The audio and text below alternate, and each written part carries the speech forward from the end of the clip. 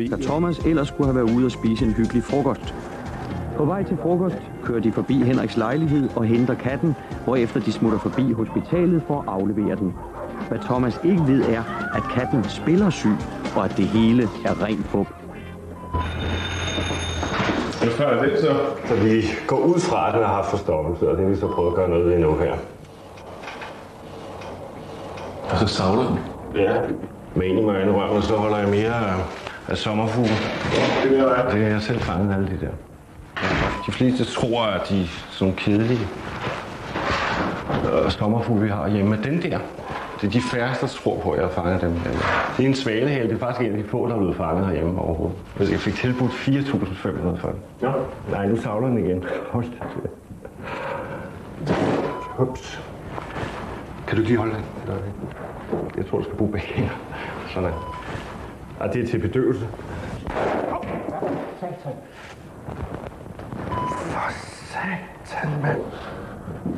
Det kan jeg jo have, hvis det ikke er noget at gøre. Har der noget i? Jeg ved sgu ikke, du. For satan, Kim. Nej, for Hvad var det? det kan til kan jeg se. Ej, for satan, det smækkede lige i røvbanen, mand. Undskyld, tror jeg. Hvis du lige sætter dig ned, ikke? Løjbe. Okay, så prøver jeg lige at finde noget, jeg kan give dig på mig, du. imod det her. Gider du at holde øje med ham et øjeblik? Det vil jeg da gerne. Bare lige være ved ham. Hvis det er en whisky-business i dag. Ja. Hvem er der skød? Formodentlig så var det mig. Det lyder lidt urealistisk, synes jeg. Det kunne ramme dig herfra. Det må jeg mig. Hold kæft, jeg får hjertefang. Er du klar over, hvad det er, du er blevet vaccineret med? Ikke rigtigt. Det er et bedøvelsesmiddel til katte. Til katte? Ja. De færreste katter bliver bedøvet med skud på den måde. Ja, men den bruger man til zoologisk have. Nå. Kan du? Kan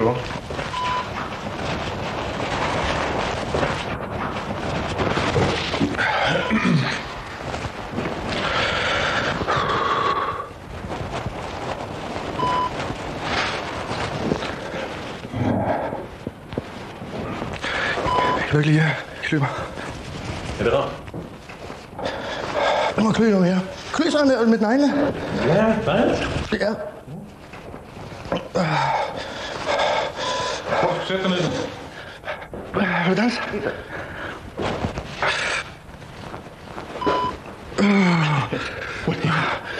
Jeg tror faktisk, det er bedst at ikke at bevæge dig.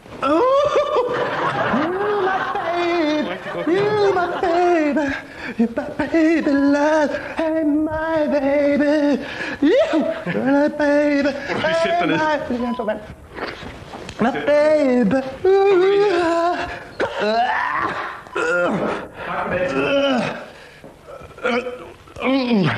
Smager det godt? Det smager fremragende. Du har noget? Ja, prøv at smage. Det er faktisk helt fint.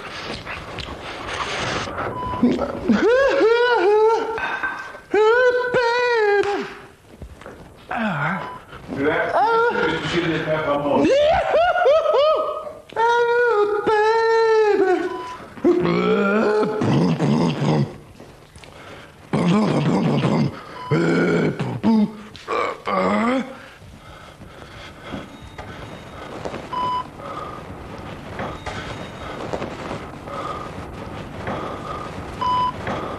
Jeg tror, du måske lige skulle dem hænge noget væk. Du er meget sulten, hva'? Sæt dig. Pak det godt. Du har lige indtaget en middag til 6.000 kroner. 6.000 kroner? Prøv en gang. Svalehæl. Jeg tror, at...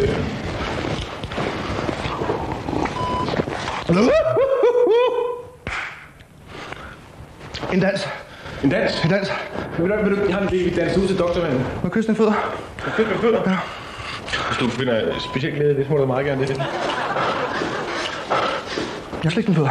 Nej, kom med her.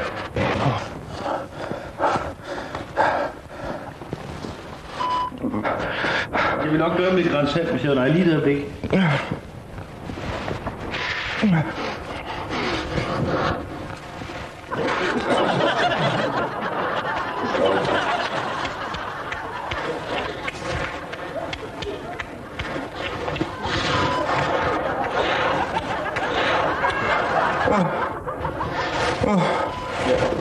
Ja. Må jeg få ben igen? Må jeg få strømperne af dig?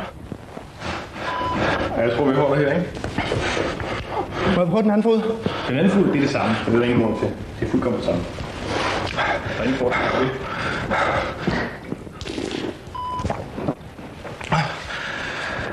Hvad så? Går det? Hvad går det? Du er kærlig anlagt, hva'? Det er dejligt.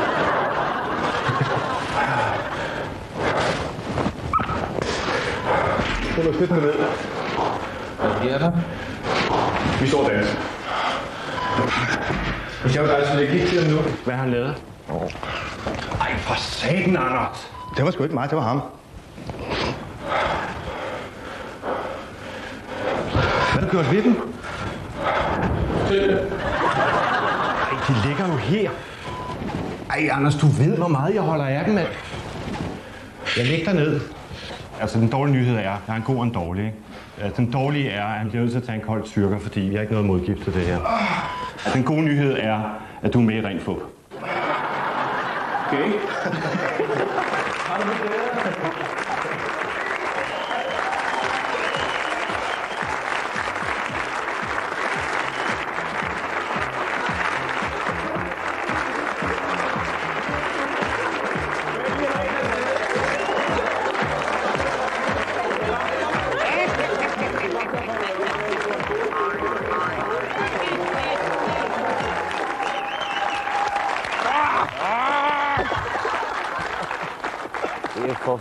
Du er jo vant til at have med sådan farlige dyr at gøre i fangerne på fortet. Har du jo selv været nede ved nogen af dem nogensinde?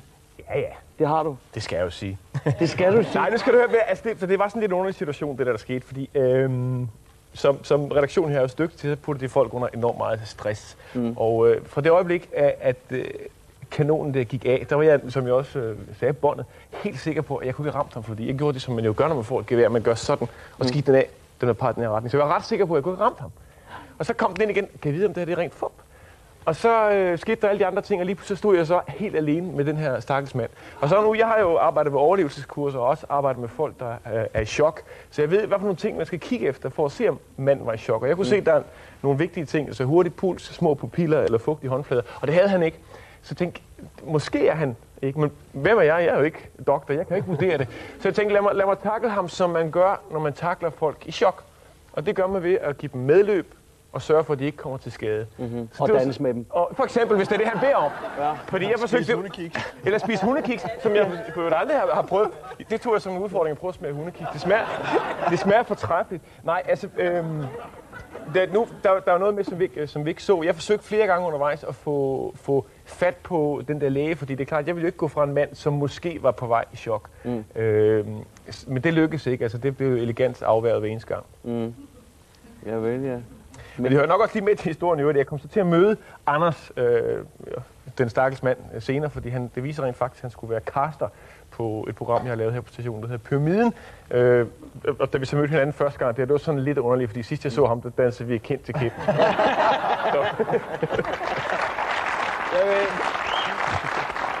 Jeg vil lige sikre mig, at fordi åbenbart i pressede situationer bliver du sulten, og for at det ikke skal ske igen, så har vi en lille gave til dig, som vi får ind. Her er vores gode ven.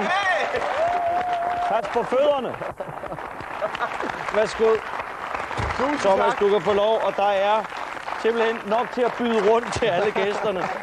I får lov til at smage alle sammen bagefter, bare roligt. Mens Thomas nu er på alle hundevenners vegne tager en lille kontroltjek, kvalitetskontroltjek af disse madvarer, så holder vi en lille pause, men vi er tilbage om et ganske kort øjeblik med en børneven, som også bliver udsat for noget stress, skulle jeg sige.